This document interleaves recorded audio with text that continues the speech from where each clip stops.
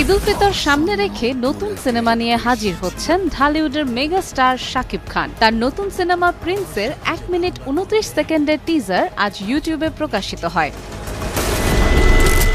কিন্তু টিজার প্রকাশের পর থেকেই সোশ্যাল মিডিয়ায় প্রশংসার চেয়ে সমালোচনায় বেশি দেখা যাচ্ছে। অনেক দর্শক বলছেন টিজারটি দেখে সিনেমাটিকে খুব একটা নতুন বা বড় বাজেটের মনে হয়নি। দর্শকদের অভিযোগ টিজারের গ্রাফিক্স এবং দৃশ্যগুলো খুব একটা ভালো হয়নি। অনেকেই বলছেন কিছু অ্যাকশন দৃশ্য বাস্তব মনে হয়নি এবং দেখতে অনেকটা কার্টুনের মতো লেগেছে।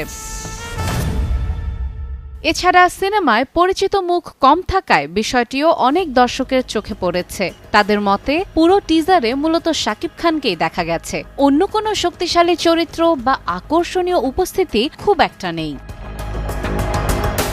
কিছু দর্শক আবার বলছেন গত কয়েক বছরে মুক্তি পাওয়া তুফান, তাণ্ডব এবং বরবাদ সিনেমার টিজারের তুলনায় এটিকে অনেকটাই সাধারণ মনে হয়েছে। আরেকটি বিষয় নিয়েও দর্শকদের বিরক্তি দেখা গেছে। টিজারে একটি সংলাপ বারবার ব্যবহার করা হয়েছে বলে অনেকেই মন্তব্য করেছেন, যা তাদের কাছে একঘেয়ে লেগেছে। সব মিলিয়ে টিজার প্রকাশের পর অনেক দর্শকই হতাশা প্রকাশ করেছেন। তাদের মতে এত বড় তারকার সিনেমা হিসেবে টিজারটি আরও ভালো হতে পারত। প্রিন্স কি সত্যিই হলে দর্শক টানতে পারবে, নাকি প্রিন্স দিয়ে শাকিব খানের ফ্লপ শুরু হবে, তা পুরো সিনেমা মুক্তির পরই বোঝা যাবে। সাদিয়া ইসলাম, টাইমস টুডে।